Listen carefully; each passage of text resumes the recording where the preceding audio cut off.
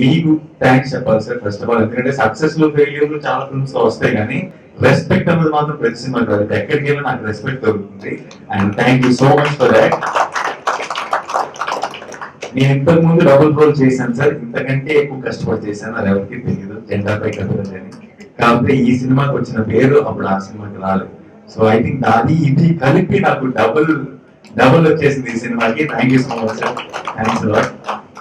And నాకు అన్నట్టు నాకు ఫస్ట్ మోహన్ గారు వచ్చి చెప్పిన వెంటనే ఈ రోజు దాకా మీరు యాక్చువల్లీ కృష్ణ గారు ప్రేమ గారైనా లేదంటే పలువలే కానీ మారుతి గారు నాన్న గారు, నేను ఏ రోజు కూడా ఇంత ముందు ఫిల్మ్స్ కానీ అలాంటి ఎప్పుడు లెక్క. ఫస్ట్ మోహన్ గారు నుంచి ఫోన్ రాగా తెలియని ఎక్సైట్మెంట్, మళ్ళీ అందరం కలిసి పనిచేసే ఒక ఒక ఒక కిక్ వచ్చి అప్పుడప్పుడు మనం అక్కడక్కడ న్యూస్ లో వాటిలో ఇట్లో మీరు చెప్పినట్టు రాస్తున్నప్పుడు ఒక కోపం వచ్చేసేది. ఎందుకంటే నేను ఈ సినిమా కథ విన్నప్పుడు నేను ఎంత ఎక్సైట్ అయ్యానో నాకు మాత్రమే తెలుసు. ఇందులో సినిమా కథ నచ్చి ఎగిరి గంతేసి చేయడం అనే యాంగిల్ తప్పితే రెండో యాంగిల్ లేదు. అండ్ అదే నిజమైంది కాబట్టి ఈరోజు చాలా చాలా సంతోషం. Thank you so much sir. And Srini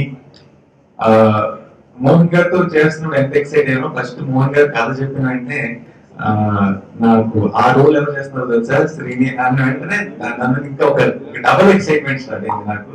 ఎందుకంటే ఒకటి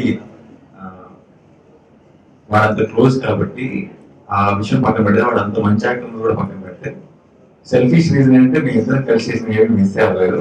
ఇప్పుడు 4 తేదీ 5 దానికి ఇప్పుడు టెన్షన్ స్టార్ట్ అవుతుంది.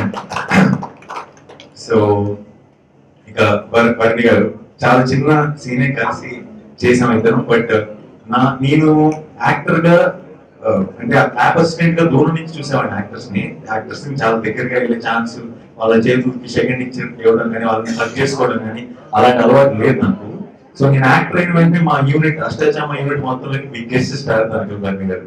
సో నేను దగ్గర నుంచి చూసి హక్ చేసుకొని క్లోజ్ గా మాట్లాడిన యాక్టర్ వర్ణి గారు.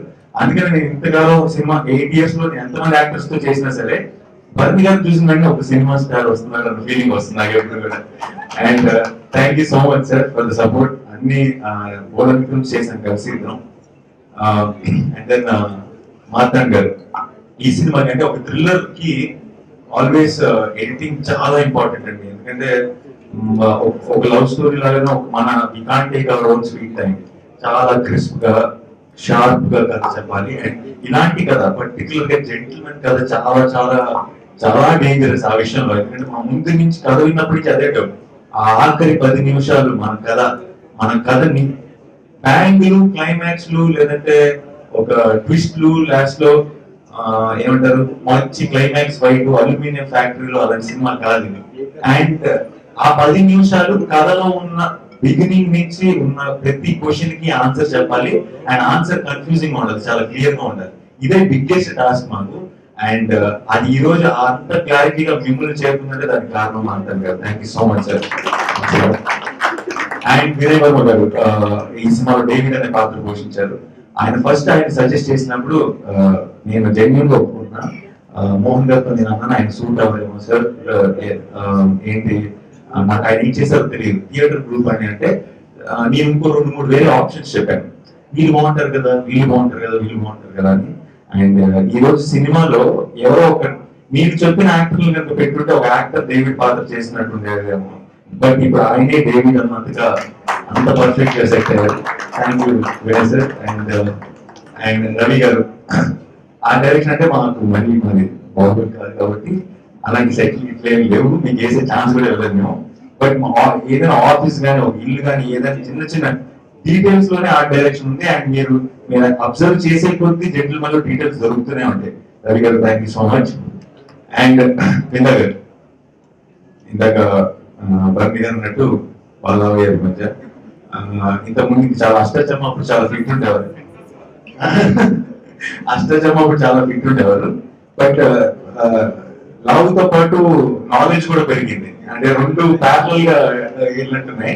ఎందుకంటే నేను అప్పుడు ఫ్రేమ్ పెట్టినప్పటికీ ఇప్పుడు కథను అర్థం చేసు ఐ థింక్ మేము ఎంత కన్వే చేసామో తెలియదు, కానీ ఈ సినిమా ద్వారా ఆ ఎమోషన్ ని తన ఫ్రేమింగ్ ద్వారా, తన మూడ్ ద్వారా, లాస్ట్ కలర్ కరెక్షన్ ద్వారా చాలా ఒక టెంపో కంప్లీట్ గా కన్వే చేశారు. Thank you so much. And girls Sreemukhi, మీరు ఆల్రెడీ ఆడియో రిలీజ్ రోజు నేను నేను నా కోసం అరుస్తున్నారు అనుకుంటే తిరిగి చూస్తే దానికోసం వస్తారు. సో అటువంటి ఫాలోయింగ్ ఉన్న శ్రీముఖి మంచి రోల్. అండ్ నార్మల్ గా అలాంటి ఒక రోల్ ప్లే చేయడం చాలా కష్టం, చాలా సటిల్ గా ప్లే చేయాలి. అండ్ బ్రహ్మాండంగా ప్లే చేసింది. చూసిన వాళ్ళందరూ కూడా దాని గురించి కూడా రాశారు సెపరేట్ గా. Thank you Sreemukhi. సురభి, ఐశ్వర్య అన్న పాత్ర చాలా ఇన్నోసెంట్ రోల్ సినిమాలో, చాలా చాలా ఇన్నోసెంట్. అండ్ బేసిక్ గా సురభి బయట కూడా చాలా ఇన్నోసెంట్. అంటే నిజం చెప్పినట్టు నిజం సురభికి ఏం తెలియదు, మనం ఎంత చెప్తే అంతే.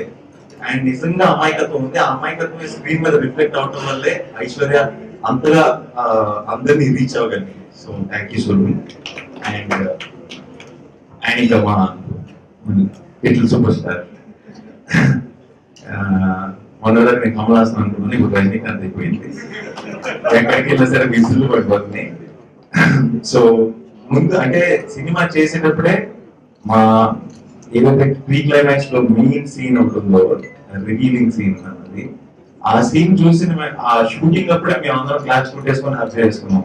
Success meet, first success meet అక్కడ జరిగింది, ఆ రోజు లొకేషన్ లో జరిగింది. దానికి కారణం తను నివేద పెట్టిన ఒక ఎక్స్ప్రెషన్ బేసిక్ గా క్లోజప్ లో. అండ్ ఈ రోజు అష్టాచమ్మ అప్పుడు మోహన్ గారు ఎంత ప్రౌడ్ ఫీల్ అయ్యారో మా ఇద్దరి గురించి నాకు తెలియదు, కానీ నాకు పెద్దగా సంబంధం లేకపోయినా సరే ఈ రోజు జెంటిల్మెన్ విషయంలో నివేద గురించి చాలా ప్రౌడ్ ఫీల్ అవుతాను. And thank you Nivetha for playing Catherine. And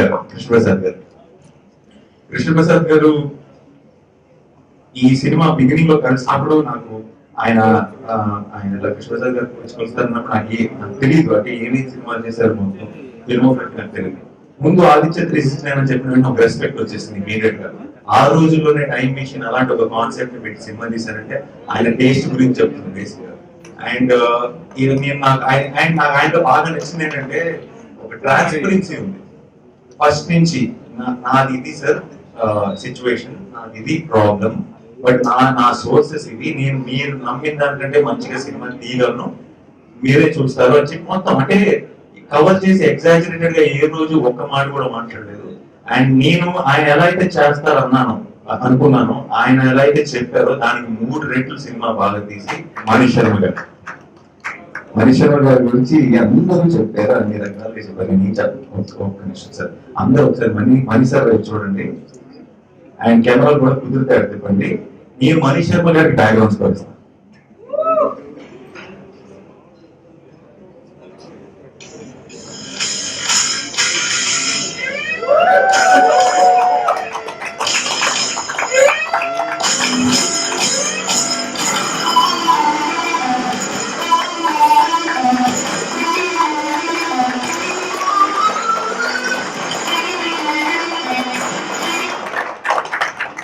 నాకంటే మనీష్ శర్మ గారికి బాగా సూట్ అయినటువంటి బ్యాక్గ్రౌండ్స్ లో ఫస్ట్ టైం హీరో వచ్చినప్పుడు కాదు, ఆర్ఆర్ స్టార్ట్ అయినప్పుడు విజులు పట్టడం నేను థియేటర్ లో చూశాను.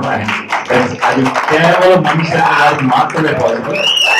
అందరికీ డైరెక్షన్ డిపార్ట్మెంట్ సురేష్ గారు డే అండ్ నైట్ మేమందరం ఇలా ఎక్కడికి వెళ్ళినా సరే ఇన్ని ఫోటోలు, ఇన్ని ఫ్లాష్లు, ఇంత రెస్పెక్ట్ ఇవన్నీ మాకు దక్కుతున్నాయంటే దానికి బ్యాక్ అసలు రియల్ హీరోస్ వాళ్ళే. వాళ్ళందరికీ thank you so much. Thank you direction department team అందరూ, మా మేనేజర్లు, మొత్తం టీమ్ అందరికీ థ్యాంక్ యూ సో మచ్.